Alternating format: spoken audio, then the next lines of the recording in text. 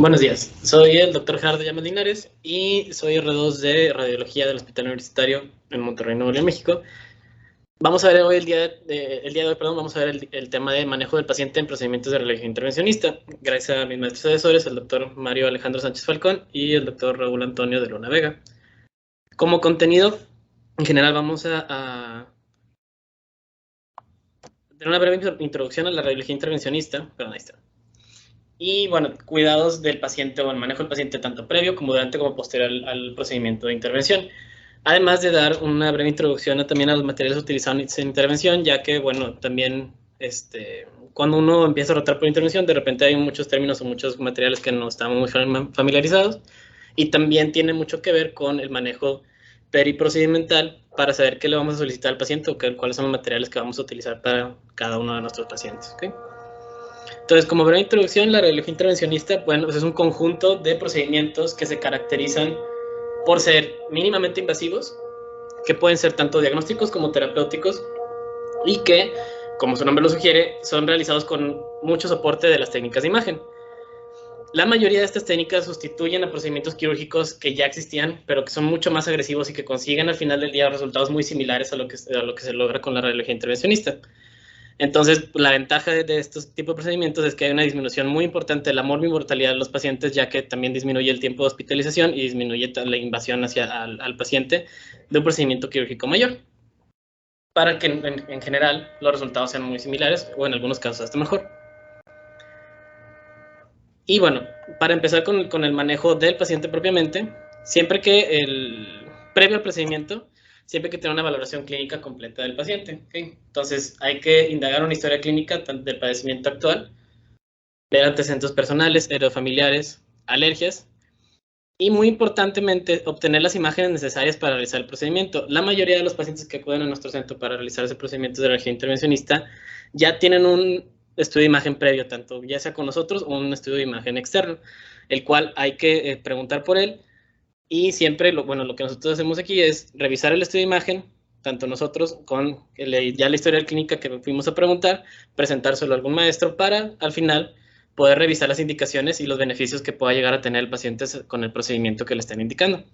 Entonces, siempre valorar de manera íntegra todo el contexto del paciente, junto con las imágenes que probablemente ya tiene o que se le indiquen que se realicen, para poder saber si los procedimientos de radiología intervencionista están indicados y si le vamos a poder dar un beneficio al paciente con él, ¿no? Que ese es el propósito al final del día. Dentro también de las cosas que tenemos que hacer previo al procedimiento es hablar sobre el consentimiento informado. El consentimiento informado, pues, es la autorización del paciente, o ya sea del paciente o del representante legal, para autorizar el procedimiento intervencionista. Es más que nada para respetar la autonomía del paciente, que sabemos que es un derecho tanto legal como ético. Y bueno, les traje unas imágenes del consentimiento informado que tenemos aquí nosotros, o se maneja en el hospital universitario, para más o menos hablar sobre lo que tenemos que decirle al paciente y los rubros que lleva un consentimiento informado bien hecho, como protección legal y como protección para tanto el paciente como para nosotros, y que todos estemos de acuerdo, ¿no? Entonces, siempre hay que saber, o sea, quién es el que está dando el consentimiento, ya sea el paciente o su representante legal en cualquier momento determinado, qué tipo de procedimiento es el que estamos haciendo y en qué consiste, ¿no? En este rubro, pues, podemos explayarnos en cuanto a todo lo que se le va a hacer al paciente para que sea realmente, que el paciente esté enterado de lo que se va a realizar. Después de esto, hay que establecer los riesgos. Para hablar un poquito más específicamente de los riesgos de cada uno de los procedimientos, voy a hablar un poquito más adelante, pero también hay que establecer los riesgos que puede llegar a tener cada tipo de procedimiento y de manera individualizada para cada procedimiento, con el propósito de después decirle los beneficios. ¿Okay? Aquí, normalmente, beneficios es tanto diagnóstico para cualquier tipo de biopsias o también como tratamiento y mejoría clínica para los pacientes en cualquier otro de los procedimientos de radiología intervencionista. Entonces, estos tres rubros van como que muy de la mano en cuanto a por qué lo estamos haciendo, qué es el beneficio, qué es lo que vamos a hacer y qué es lo que estamos arriesgando al hacerlo. Siempre también establecerle al paciente o poder mencionarle qué alternativas existen. Si no existe ninguna, es válido poner que no existen ninguna alternativas al procedimiento. Sin embargo, como lo mencioné al principio, la mayoría de estos procedimientos están reemplazando a un procedimiento quirúrgico invasivo. Entonces, la mayoría de este tipo de procedimientos puede llegar a tener una alternativa quirúrgica más invasiva, que también podemos explicarle y sugerir como una de las alternativas. Y también establecer riesgos en función del paciente, ya sea que, de que el mismo paciente tenga una situación de riesgo para este procedimiento en particular que vamos a realizar. Y bueno, se firma el médico tratante y 2 testigos. Y bueno, en general, para nosotros garantizar que el paciente realmente está entendiendo el consentimiento informado o que estamos haciendo una buena aporte con esta información, hay 2 maneras, o el pedirle, o sea, preguntarle directamente al paciente que sí entendió, pero lo que más se recomienda es que el paciente te repita lo que se va a realizar, para saber realmente o sea, que sí entendió la explicación que se le dio, para saber que esté realmente informado de lo que se va a realizar y sus alternativas, ¿ok? Como protección legal y como parte del procedimiento previo al procedimiento, valga la redundancia. Aunque bueno, revisando la literatura para los consentimientos informados, más que nada los artículos de Estados Unidos, sí establecen que aunque es completamente necesario que exista un consentimiento informado, entrando un poco en el tema legal, que ya saben que bueno, en Estados Unidos es un poquito más importante el tema de las demandas, aunque también ya está agarrando mucha fuerza aquí en México. Lo que ellos dicen, o que establecen al final de cualquiera de los artículos que leí de los consentimientos informados, es que al final del día, aunque tú tengas un buen consentimiento informado, lo que más te va a proteger o lo que más va a ayudarte para tener una buena relación con el paciente y que no existan consecuencias legales, es tener tanto respeto, compasión y empatía con el paciente y tener una buena relación médico-paciente al momento de que llegue. ¿Okay? Si un paciente está satisfecho con la relación que tiene con el médico y se siente cómodo, es muy poco probable que proceda a algún tipo de consecuencia legal. Y es mucho más importante ese tipo de trato a realmente tener un papel firmado por un paciente. Eso, bueno, o eso establece por lo menos la literatura de Estados Unidos para esos temas, ¿no? Y bueno. Aquí también.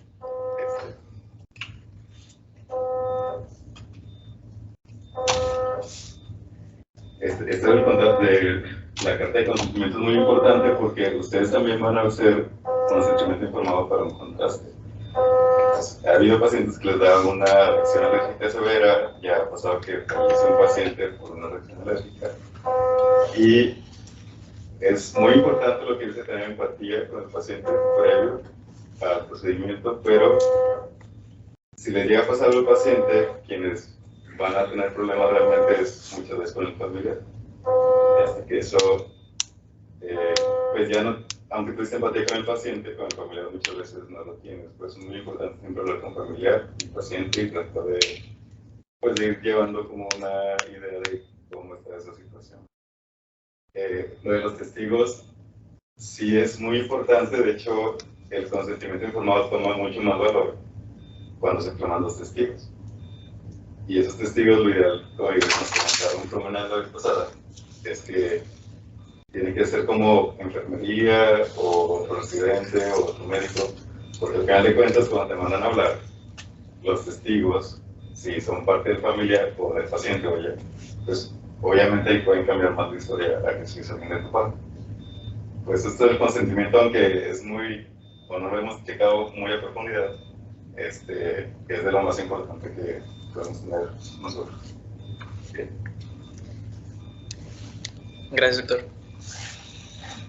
Y bueno, para hablar un poco más del apartado de los riesgos, siempre hay que hacerlos individualizados al procedimiento que se va a realizar.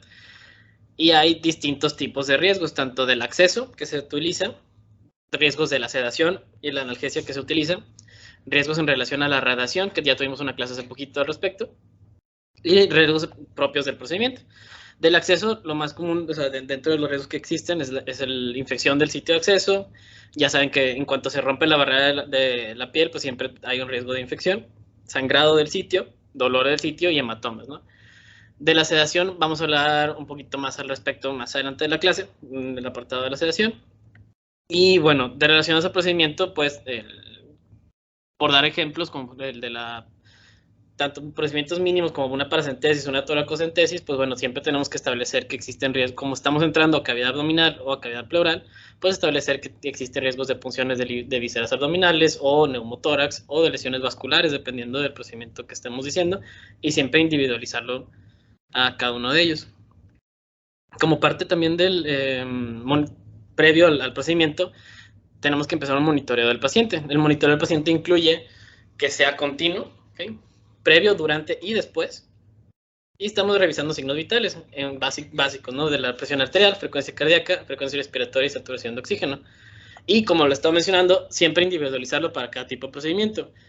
Por ejemplo, de lo que dije ahorita de la toracocentesis, pues si un paciente se somete a una toracocentesis, es mucho más importante estar vigilando la saturación de oxígeno y la frecuencia respiratoria para este tipo de pacientes, o darle un poquito más de importancia a estos parámetros y revisarlos con un poquito más de detenimiento, en cambio de los otros tipos de procedimiento, ¿no? Pero siempre tener un monitoreo continuo de los signos vitales del paciente, revisar que los monitores estén funcionando y que todo esté en orden desde que llegó hasta como después del procedimiento, porque hay pacientes que ya traen o presiones arteriales disminuidas, entre comillas, o elevadas, ya basales, y tenemos que estar tomando en cuenta eso para que después del procedimiento no nos vayan a asustar ese tipo de parámetros alterados, ¿sí? Para empezar también a hablar sobre el riesgo de sangrado, bueno, esto es todo un tema acerca de los pacientes en radiología intervencionista, y existen muchas entidades que nos dan un riesgo de sangrado y cada una de estas entidades tiene su propio riesgo, ¿no?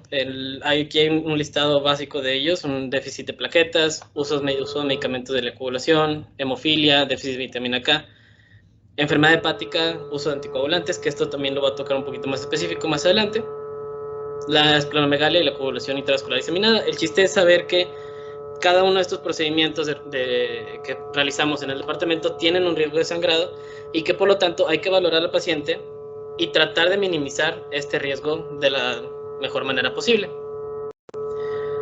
Vamos a tocar un poquito más al respecto. Dentro de los riesgos de sangrado que existen, también tenemos la hipertensión arterial periprocedimental, que habitualmente se habla de que para estar hablando de una presión arterial elevada circundando el procedimiento, estamos hablando de presiones arriba de 180 sobre 110, sistólica, diastólica, en milímetros de mercurio. Sabemos que los pacientes hipertensos que tienen hipertensión ya de base se complican hasta en un 10.7% más de las veces. ¿Y qué es lo que sucede? Que este tipo de pacientes tienen mayor labilidad hemodinámica. Esto se refiere a que durante la inducción de la anestesia, tanto en la inducción como en la fase de recuperación, se ha demostrado que las fluctuaciones de la presión arterial afectan mucho más a los tipos de pacientes que ya tienen presiones arteriales elevadas de base y pueden provocar complicaciones como isquemias de órganos diana, más que nada de tipo miocárdico. También tienen efecto cardiopresor y vasodilatador, o sea, se exacerba este efecto de los medicamentos anestésicos en pacientes con hipertensión ya de base. También sabemos que los pacientes con hipertensión tienen mucho menor tolerancia a los efectos de hipotensión por alteraciones de la autorregulación cerebral y renal. ¿Qué es lo que se refiere a esto? Que un paciente que ya tiene hipertensión ya de base, si por medicamentos o por cualquier otra situación se baja y se disminuye la presión arterial sistémica, aunque sea poco, ellos tienen un menor umbral y que estas presiones disminuidas afectan mucho más a estos pacientes que a un paciente normal o sin hipertensión arterial de base. Entonces podemos provocar isquemias cerebrales gracias a presiones disminuidas en un menor rango. También tienen alteraciones hidroelectrolíticas, tienen complicaciones órgano-específicas, ya hablando de emergencias hipertensivas, y complicaciones quirúrgicas, que es lo que más nos importa para esto, que este tipo de pacientes tienen mucho más riesgos a sangrados y hematomas, ¿no? Entonces, un paciente ya con la hipertensión arterial periprocedimental, pues es uno como tenemos muchos pacientes con hipertensión arterial esencial dentro de nuestro medio, pues es importante conocer que ya de base ellos traen mayor riesgo de muchas otras cosas, ¿no? En general, lo que más, o sea, para los procedimientos de radiología intervencionista es muy importante para el desarrollo de hematomas en los sitios quirúrgicos y la posibilidad de rupturas que tengamos de procedimientos vasculares.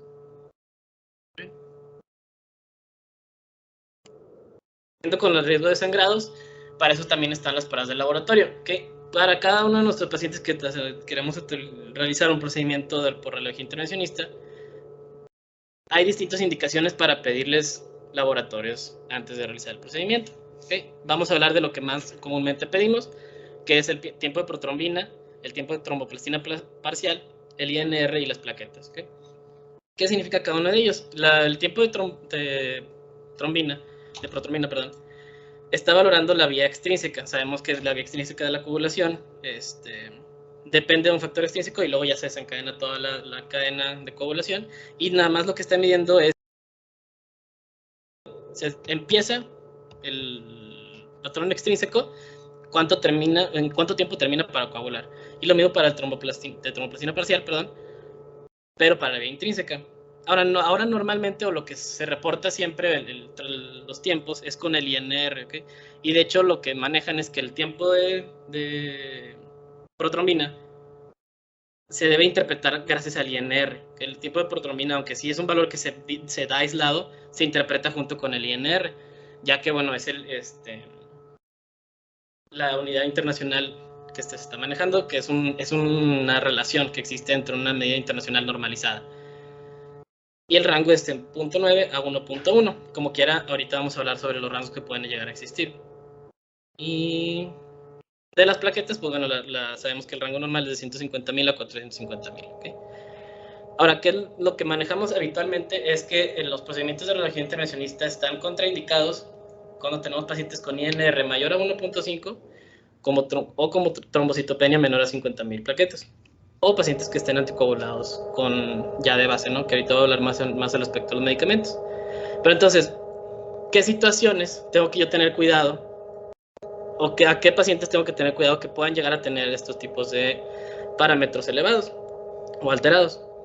Por ejemplo, del INR y el tiempo de protrombina, los pacientes con enfermedades hepáticas, que sabemos que son bastante comunes en nuestro medio, tenemos que tener cuidado con ellos, ya que ellos pueden tener INRs y por lo tanto TPs elevados. Y para los pacientes de TTP elevados, pues factores de von Willebrand o ya deficiencias específicas de los factores que se están evaluando. Y de la trombocitopenia, pues también pacientes con enfermedades hepáticas, pacientes con esplenomegalia o cualquier otro que nos esté dando deficiencia de plaquetas. ¿Sí? Y bueno, dentro de este artículo también venían varias tablas que nos establecían 3 categorías de riesgo de sangrado: bajo, moderado y alto. ¿Okay? En donde cada una de ellas explicaban cada uno de los procedimientos que estaban dentro de estas categorías y qué es lo que le tenemos que pedir y cuándo se tiene que contraindicar. Entonces la verdad es que están muy didácticas en el sentido de que son procedimientos que hacemos aquí muy frecuentemente y que sí vale la pena recalcar que cada uno de estos tiene laboratorios de rutina que hay que pedirles y contraindicaciones directas. Por ejemplo, aquí tenemos en la primera categoría, que es el riesgo bajo de sangrado, tenemos a la toracocentesis y a la paracentesis, a las BAFs y los drenajes de abscesos que estén superficiales. Y también los intercambios de catéter, tanto el recambio de nefrostomías, recambios de derivación biliar y recambio de catéter, que ya tengo un paciente un catéter en un absceso, y nada más recambiarlo, entra en un riesgo bajo de sangrado. ¿Okay? Y bueno, son procedimientos que se hacen muy frecuentes, también el PIC, el catéter venoso central, quitarlo, perdón, más que nada, son cosas que entran en la categoría 1. Y a ellos que hay que pedirles, bueno, de rutina se les en teoría aquí manejan que se les pide el INR a los pacientes que están con warfarina nada más. En general, los tiempos para estos pacientes no son tan necesarios pedirlos como parte de la rutina, ni tampoco las plaquetas. Entonces no entran como en un rango de procedimientos que se les pidan este tipo de laboratorios. Sin embargo, si tienen una contraindicación en cuanto a pacientes con INR arriba de 2, este tipo de procedimientos sí pueden estar contraindicados. ¿Okay? Pero en general, no se les piden sus laboratorios de tiempos de coagulación o de plaquetas como parte de la rutina para este tipo de procedimientos. En la categoría 2, que es el riesgo moderado de sangrado, entran las quimioembolizaciones, las angiografías, que hacemos muy seguido, los biopsias de pulmón, colocación de catéter de drenaje y colecistostomías percutáneas, en los cuales, ahora sí necesitamos pedirle de rutina tiempos de coagulación, tanto el INR como el TTP, Y bueno, aquí manejan que las plaquetas en general no están recomendadas como parte de la rutina, pero sí tenemos las contraindicaciones que les estaba diciendo yo al principio. Tiene que ser un INR menor a 1.5, por lo tanto que también se correlacione con el TP, que van de la mano. Y de las plaquetas también lo mencionan como una contraindicación por abajo de las 50.000 plaquetas. Que bueno, de hecho aquí más que nada de la contraindicación para el procedimiento, sugieren que se sugiera, valga la redundancia, una transfusión para estos pacientes, porque pues ya esas cuentas de plaquetas pues ya son muy alarmantes, ¿no? Y de los procedimientos con riesgo alto de sangrado, biopsias renales, TIPS, colocación de derivaciones biliares, colocación de nefrostomías y ablaciones son procedimientos que tienen un riesgo alto de sangrado, y por lo tanto ahora sí, todos los laboratorios pues, son recomendados de rutina antes de realizar el procedimiento.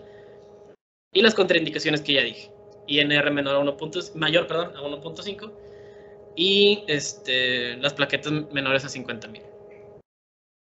Y bueno, también están hablando aquí de los anticoagulantes, que es el siguiente tema que voy a tocar, pero en general, o sea, este tipo de estas tablitas pues nos ayudan mucho a saber qué procedimientos tienen riesgo bajo, moderado o alto, y qué les tengo que pedir y qué es lo que tengo que cuidar, ¿no?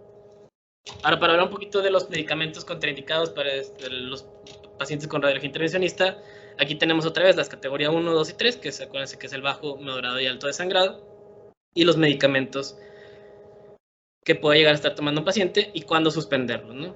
Por ejemplo, los medicamentos como la warfarina, ¿sí?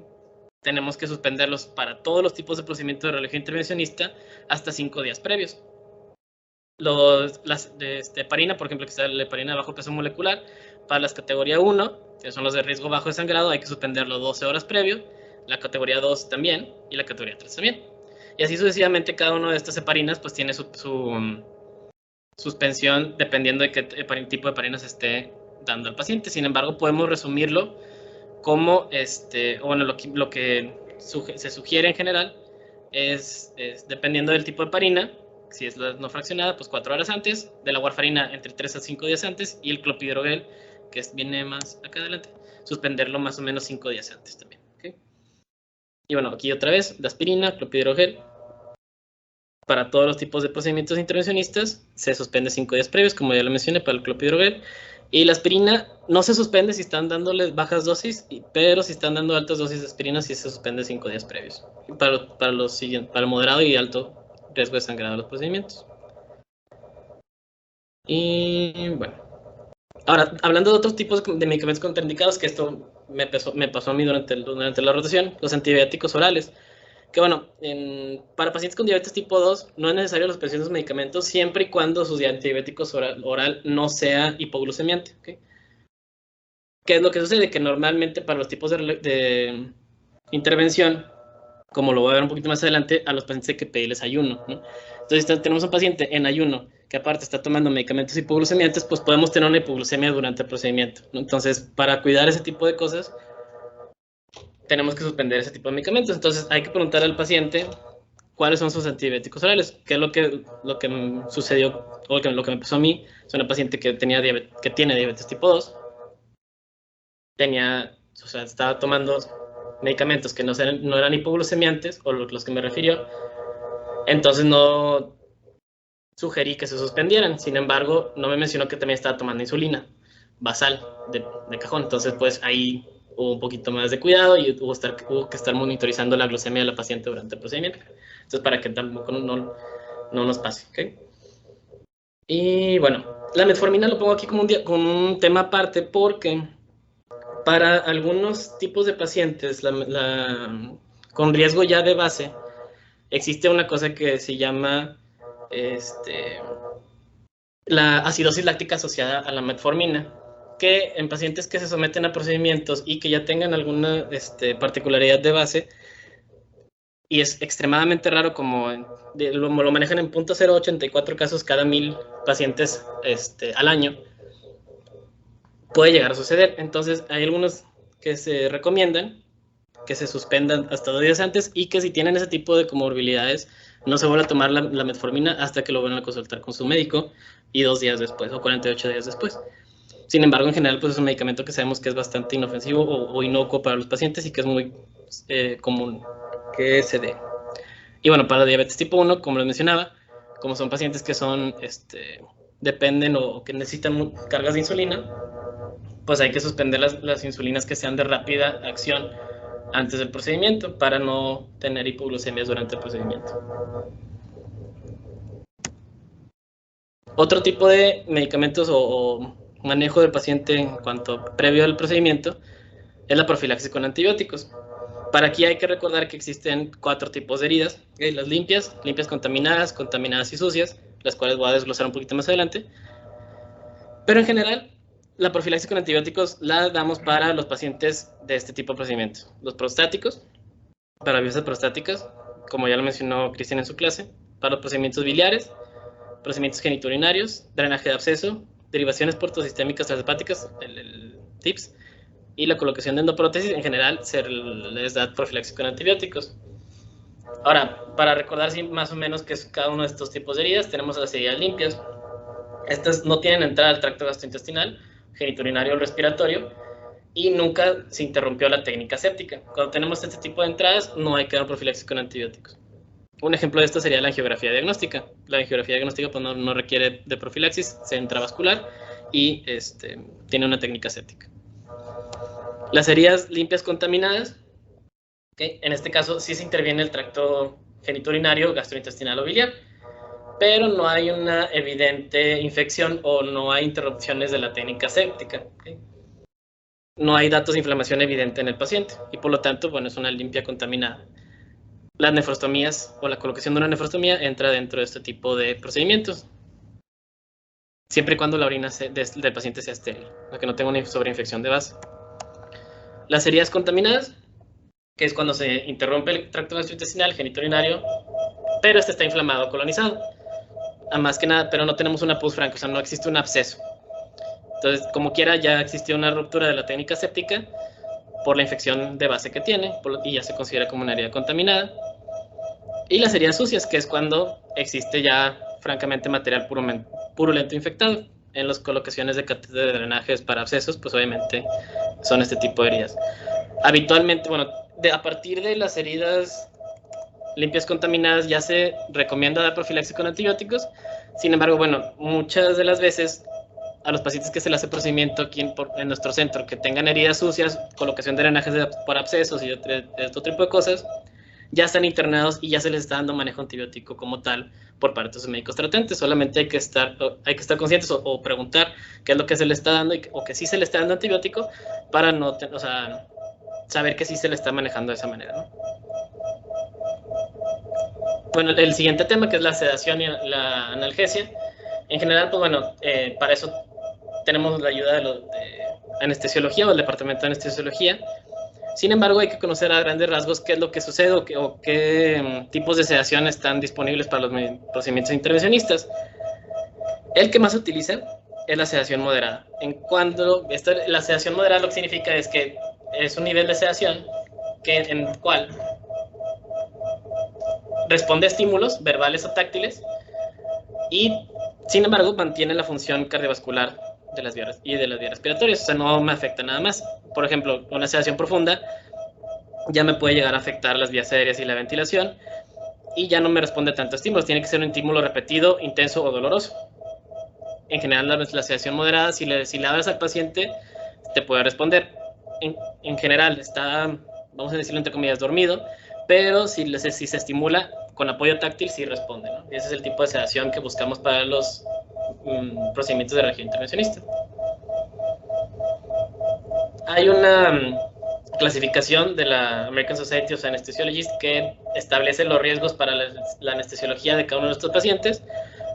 Conocer que existe, sin embargo, bueno, sabemos que todo este tipo de valoración de riesgos también lo hace por parte del departamento de anestesiología, en donde se dividen en pacientes sanos, con enfermedad leve, grave, sistémica grave, moribundo y un paciente que ya con muerte cerebral, ¿no? Fármacos que comúnmente se utilizan para los tipos de procedimiento de región intervencionista es el más frecuente es el midazolam, que sabemos que es una benzodiazepina que induce la sedación moderada, ¿no? Entonces, lo que más que nada se utilizan por parte de los procedimientos. ¿Qué es lo que tiene de beneficio? Que las benzodiazepinas tienen un antagonista directo, que es el flumazenil. Entonces, en cualquier caso de que las dosis o cualquier situación que suceda que se dé de más o que estemos teniendo alguna afectación por el midazolam, sabemos que tenemos un fármaco que lo contrarresta y que podamos ayudar de esa manera al paciente, ¿no? Entonces es muy noble y es bastante bueno y por eso se utiliza de muy seguido. ¿Sí? Y bueno, también lo que utilizamos muchísimo es la lidocaína, que es todos los procedimientos que tengan anestesia local, se les utiliza de lidocaína. Hay que recordar que también tiene sus contraindicaciones, bueno, su dosis límite normal, o sea, es muy difícil llegar a dosis límite con una infiltración de lidocaína para infiltración local.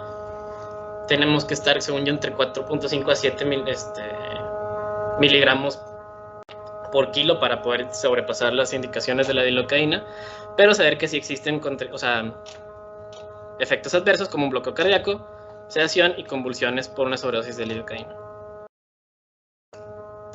Como complicaciones de la sedación, pues bueno, existe la hipoventilación, la hipotensión, la sobresedación y la regurgitación. Para la regurgitación, por eso es lo que pedimos ayuno de por lo menos 8 horas a sólidos para los pacientes. En general se puede entre 6 a 8 horas para sólidos, sin embargo, bueno, establecer la hora para 8 y tener un poquito más de rango de variabilidad. El timeout es otra de las cosas que tenemos que ver dentro del periprocedimental. Como cualquier otra intervención quirúrgica, el timeout existe para poder saber que estamos con el paciente correcto, estamos haciendo el procedimiento correcto y en el sitio anatómico correcto. Esto impide, o bueno, lo que trata de proteger es que se haga un procedimiento equivocado, un paciente equivocado, un procedimiento que no le tocaba a ese paciente, pero sí a otro, en un sitio que no le tocaba y todo eso. Entonces el timeout también es muy importante para establecer, como cualquier otro procedimiento quirúrgico, que estamos haciendo el procedimiento correcto para el paciente correcto en el lugar correcto. ¿Sí? Y hasta ahorita pues hemos hablado sobre todo lo que es previo y durante el procedimiento. También existen cuidados posteriores al procedimiento que van mucho en base a qué procedimiento se le realizó. Y desglosé básicamente algunos que hacemos muy seguido cuáles son las indicaciones después del procedimiento para pacientes en los procedimientos que hemos seguido, como las biopsias con aguja de corte. En todos los pacientes en general hay que vigilar y reportar los signos y síntomas de alarma si es que existen, ¿no? Por eso lo que les decía del monitoreo continuo del paciente posterior al tratamiento o a la intervención. Y en estos pacientes también hay que checar que no existan hematomas o líquidos adyacentes al sitio de punción. Muy importante para, por ejemplo, las biopsias renales, estar vigilando con ultrasonido que no existan líquido perirenal que no estuviera antes o hematomas en semiluna alrededor del riñón. Las biopsias por aspiración son un poquito más nobles, entonces solamente vigilar y reportar signos y síntomas de alarma y dar analgesia al paciente. No se prefiere ibuprofeno en la mayoría de los casos. Para, por ejemplo, colocaciones de catéter de drenaje, igual, signos y síntomas de alarma como en todos los pacientes. Sin embargo, como les había dicho, hay que dar profilaxis antibiótico, la analgesia para el paciente, los cuidados del catéter de punción y la cuantificación del drenaje, ¿no? Normalmente ya estos tres, como normalmente son pacientes internados, pues dependen del su médico tratante. Sin embargo, podemos nosotros estarlo monitorizando y revisando que sí se está haciendo. Y para las paracentesis o trococentesis, pues es mucho más noble también vigilar y reportar signos y síntomas de alarma, recordando también que pues sí existen riesgos para cada uno de estos, pero que son un poquito más inocuos. Por ejemplo, también las angioplastías. Es importante el vendaje inguinal.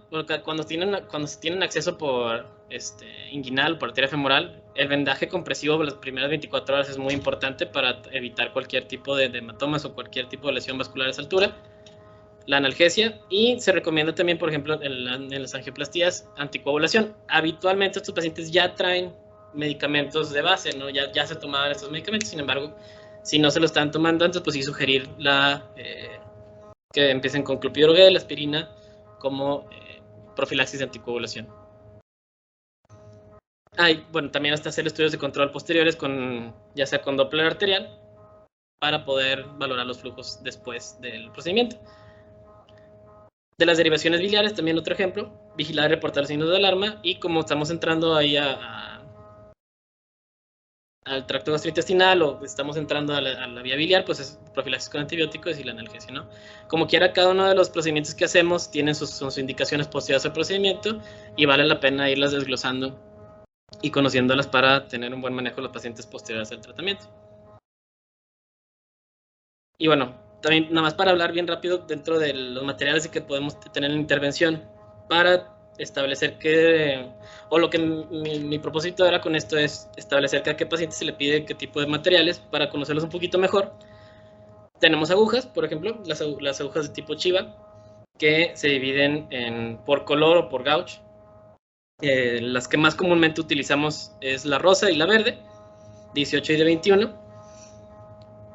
Y estas agujas lo que nos permiten pues, es entrar al sitio diana, ¿no? Ahorita voy a hablar un poquito más al respecto. Y las agujas de corte, que estas son las agujas que se toman para la biopsia, ¿no? Habitualmente lo que más frecuente utilizamos es la de 18 gauge y dependiendo del sitio donde queremos ir a puncionar o donde queremos llegar, los centímetros que se requieren, ¿no? Por ejemplo, en la biopsia renal se necesita habitualmente lo que se utiliza es un 18 por 16, ya que los riñones pues podemos entrar ahí por fosa renal y están bastante accesibles, pero, por ejemplo, para una biopsia prostática que se pone en el transductor y que es un poquito más lejano el sitio, utilizamos básicamente, la mayoría de las veces 1 por 25 centímetros, ¿no? Depende también, y por eso es importante valorar lo que les decía al principio, de tener los estudios de imagen y valorar a cada paciente de manera individual para saber qué tipo de materiales le vamos a pedir antes del procedimiento. Las guías que se miden en pulgadas dan soporte de guía a los catéteres, o sea, como su nombre sugiere, guía a los catéteres para entrar al sitio de interés o sitio diana. Hay de distintas pulgadas de diámetro y de distinta longitud, dependiendo hasta dónde queramos llegar. Y también, lo que más utilizamos, lo que se utiliza muy frecuentemente aquí para los accesos es las guías hidrofílicas, ya que para los accesos vasculares más que nada, pues son muy importantes que sean de ese tipo para que sean más maleables y que podamos tener un poquito de mejor control. Los catéteres también se miden para drenaje, se miden en French, desde 4 hasta el 14. Son los que más utilizamos en ese sentido. Habitualmente desde 8 a 12 son los que más se utilizan con más frecuencia. Y no nada más se necesita el catéter, sino que también dentro del catéter tenemos, o dentro de lo que se utiliza para el procedimiento, necesitamos que incluya todo, ¿no? Y por lo tanto, para poder completar la técnica de Seldinger. Que bueno, hablar un poquito de la técnica de Seldinger, se inventó más o menos en 1952, en el 53 lo publica, ¿no? Dice que lo inventó el doctor Ismael Seldinger, que lo publican en 1953, como ya mencioné, que es como lo mencioné él como un severo ataque de sentido común en cuanto a, pues entra, dilata y luego ya puede entrar con algo de un poquito mayor calibre, ¿no? Que esa es la base de la técnica de Seldinger. Entonces, ¿en qué es lo que se involucra o qué es lo que se hace con esta técnica? Es la punción con la aguja, que les mencionaba lo de las agujas Chiva. Gracias a eso pues, se puede pasar una microguía. Gracias a la microguía se puede pasar el catéter coaxial. Gracias a eso se puede pasar otra guía. Y gracias a esa guía se puede pasar dilatadores. Y se dilata hasta el French que se necesite para poder pasar el catéter, fijarlo y retirar la guía. Y ya que el catéter se queda adentro, dependiendo del sitio donde queremos de manera intencionada drenar o dejar el catéter puesto, ¿no? Entonces, por eso, no nada más necesitamos pedir, o sea, necesitamos que el paciente o que el procedimiento estemos con todo el material que necesitamos para cada uno de los procedimientos. Por ejemplo, para los materiales para procedimientos, por ejemplo, con biopsias con aguja de corte, pues hay que tener la magnum, donde se coloque la aguja de corte y tener la aguja como tal. Para las nefrostomías, pues tener todo el material que se requiere, tanto para que se utilice también con técnica de Seldinger, y para la colocación de catéter de drenaje, también pedir o que se tenga antes del procedimiento garantizado que vamos a poder tener tanto la aguja como el coaxial si es que se necesita, las guías, los dilatadores y el catéter finalmente, ¿no? Ahora, los que se indican para cada uno de los pacientes, para el manejo del intervencionista, necesitamos, dependiendo del caso, pedirle esta serie de cosas, Dependiendo si vamos a tener anestesiología en el procedimiento, pues hay uno, ¿no? Que ya les mencioné, de 6 a 8 horas. En general vamos a decir 8 horas a sólidos para que no haya ningún problema, tener un poquito más de ventana.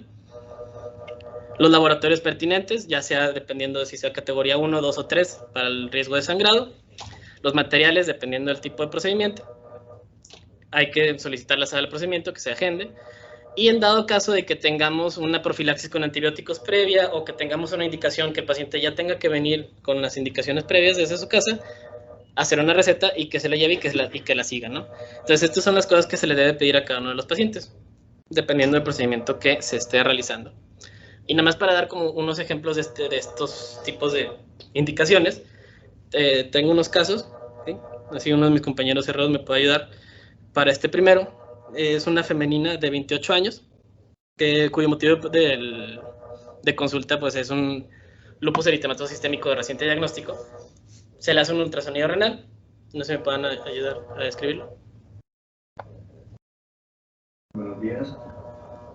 Tenemos 4 imágenes en las cuales presentamos un riñón izquierdo, las 2 superiores en sagittal y las 2 inferiores en transversal, en donde, bueno, aparentemente podemos ver unos riñones, digámoslo así, que son un poco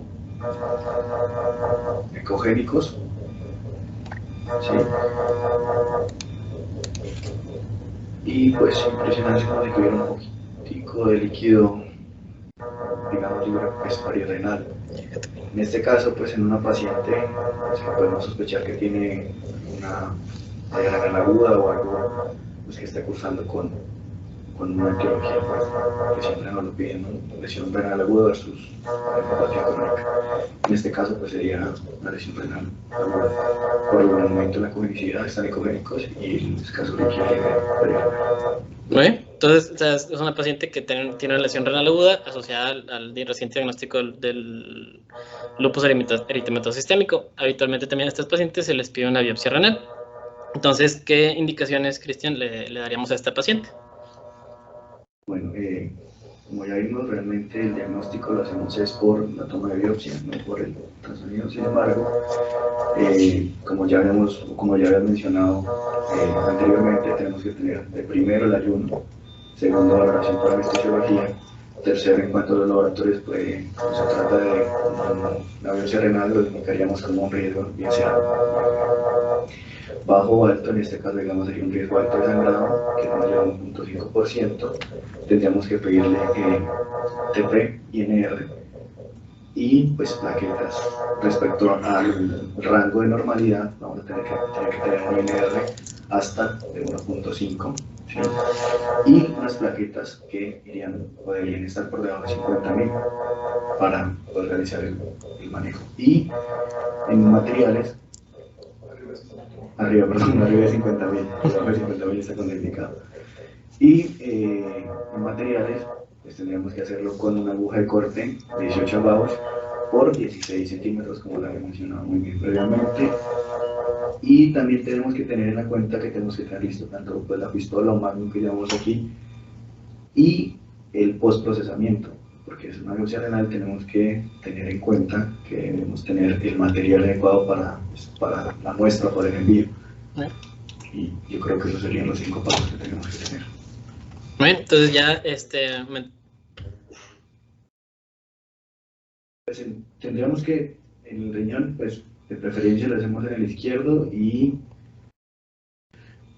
en general tendríamos que hacerlo o entrar por lo que llamamos el espacio pues, avascular de Broder, que está en la convejidad posterolateral, que es en donde las arterias terminales hacen como su nexo y en teoría es un poco vascular y sería pues en el riñón izquierdo. Bueno, entonces al momento de la llegada de la paciente tenemos estos laboratorios y estos signos vitales. ¿Qué piensas de ellos, Cristian? Bueno, tenemos TPT está normal, tenemos que tener en cuenta que cuando está normal es por encima de 20 y el TPT por encima de 60, un INR adecuado y unas plaquetas dentro del, pues, normal, 150 450.000, una frecuencia que está con una taquicardia sinusal y tenemos, francamente, una hipertensión arterial, ¿sí? Saturación y frecuencia respiratoria normal. Con base en lo que nos habían mencionado previamente, que, bueno, considero que es un poco alto porque había mencionado 180 a 110. Sin embargo, en general la recomendación es que si el paciente tiene una hipertensión arterial, digamos estadio 1, es decir, por encima de 140-90, también tendría una contraindicación.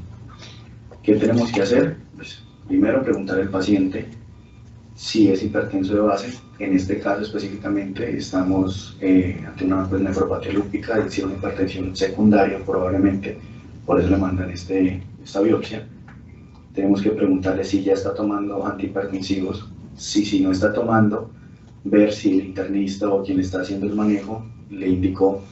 Si no se los tomó, pues tenemos que ver o valorarla, al menos esperar a la paciente una media hora, de 30 a 45 minutos, que la paciente esté tranquila, que la paciente pues, esté en posición de cúbito supino, tomarle nuevamente los signos vitales, y si la presión arterial o la tensión arterial se estabiliza, pues podemos proceder al procedimiento, valga la redundancia. Si la paciente de plano no tiene las presiones que en general o en teoría deberían ser por debajo de 140-90, que es más importante la diastólica, se postergaría el tratamiento. Y no simplemente postergarlo, sino que debemos enviarla a valoración, bien sea por la especialidad que determinemos, para que le inicie el manejo antihipertensivo y ya con un monitoreo ambulatorio de la tensión arterial, en donde se pues, asegure que la tensión arterial está dentro de los límites de normalidad o al menos sin valores de contraindicación, procederemos a realizar el estudio. ¿Y por qué se contraindica? Porque estas presiones tienen, como había mencionado, más del 10% o un riesgo aumentado para presentar un sangrado o un hematoma y pues, posteriores complicaciones. Sí, bueno, como mencionó Cristian, o sea, primero, obviamente, el monitorizar la presión durante, o sea, ya llegó con ese tipo de presiones arteriales y como lo mencionas, vigilarlo por un momento y si de plano no disminuyen, también preguntar sobre si tomó sus antihipertensivos que ya probablemente tenga de base, si los tomó, si no se los tomó, y pues tratar de monitorizarlo y que disminuyan en un cierto tiempo. Sin embargo, esta paciente pues, fue un caso de nuestro centro durante este mes, que no disminuyó sus cifras de tensión arterial durante el momento y se tuvo que diferir el procedimiento para un segundo momento, en el cual ya regresó y ya se realizó la biopsia, con unas cifras de tensión arterial normales. Tenemos un segundo caso, no sé si otro de mis compañeros me pueda apoyar. Es un paciente masculino con un antecedente de hepatopatía crónica, diabetes e hipertensión arterial y una colecistectomía hace 4 meses, que viene con dolor abdominal y se realiza este ultrasonido.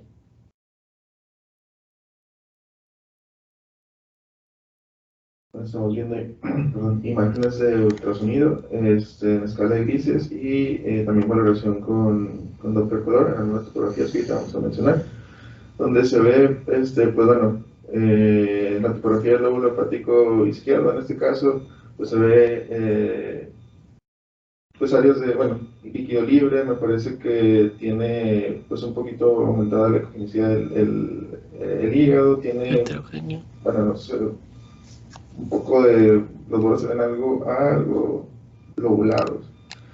Llama la atención, digo, tomando en cuenta el antecedente que tiene el paciente hacia la topografía, bueno, que me estás imaginando hacia la topografía de la vesícula biliar en el lecho quirúrgico. Pues esta imagen, pues irregular, de bordes ahí pues, más parcialmente definidos, me parece que ahí con un nivel líquido, perdón, con esta, pues bueno, con un volumen aproximado ahí, la medida dio 9 mililitros, 9 cc. Tiene ahí discreto aumento en la cognicidad, discreto aumento en el flujo de colaboración con el Doppler color. Que bueno, tomando en cuenta el antecedente quirúrgico del paciente, pudiese corresponder con alguna colección o absceso ahí en el lecho quirúrgico. Y bueno, en este caso, pues tomando en cuenta la clínica que está teniendo el paciente, pues pudiera ser candidato a alguna colocación de algún tipo de, algún catéter de drenaje para dar esta evolución. Ok. Entonces, ¿qué indicaciones también le daríamos al paciente? Bueno, este procedimiento de colocación de catéteres, como lo mencionabas anteriormente, cae en el rango de riesgo moderado sangrado. Entonces, primeramente, pues el ayuno, la valoración por anestesiología, como ya habías mencionado también, laboratorios, tomando en cuenta que pues, tiene antecedente de patopatía crónica, laboratorios para valorar tiempos, INR, plaquetas, valoración por anestesia, laboratorios, material para el procedimiento. Que en este caso se solicitaría algún catéter, mencionabas el calibre, en este caso me parece que lo ideal sería un 10 change, y solicitar separar la sala y todo eso. Muy bien, y llega con estos laboratorios y signos vitales, ¿qué piensas de ellos, Caleb? Bueno, de entrada, pues las plaquetas solamente están disminuidas en menos de 50.000, como mencionabas que el límite, el INR está arriba de 1.5, que era también parte del límite que se mencionaba para poder realizar ese procedimiento. Signos vitales están aparentemente, un poco, la TEA está ahí, pues está también dando normales para poder hacer el procedimiento, pero en este caso, lo que me haría pensar que tendríamos que diferir el procedimiento sería pues, el INR y las plaquetas. En este caso, pues tomando en cuenta que es un paciente que tiene hepatopatía crónica, pues un padecimiento ya de base, sería pues diferir el procedimiento, que lo valorara el área, pues en este caso supongo que medicina interna, hematología, sugerir en este caso pues el paciente hepatopata. Pues sí, controlar el padecimiento de base, alguna crisis plaquetaria, y ya que se estabilicen esos rangos, pues puede realizar posteriormente el procedimiento. Sí, o como ya lo mencionas, la hepatopatía crónica de base es lo que nos está ocasionando los valores alterados, ¿no? Como mencionamos que enfermedad hepática puede alterarnos estos dos parámetros de laboratorio, y por lo tanto, pues en este momento pues, estaría contraindicado el estudio por el riesgo de sangrado elevado, ¿no? Y bueno, por mi parte sería todo. No sé si tenga alguna pregunta o comentario.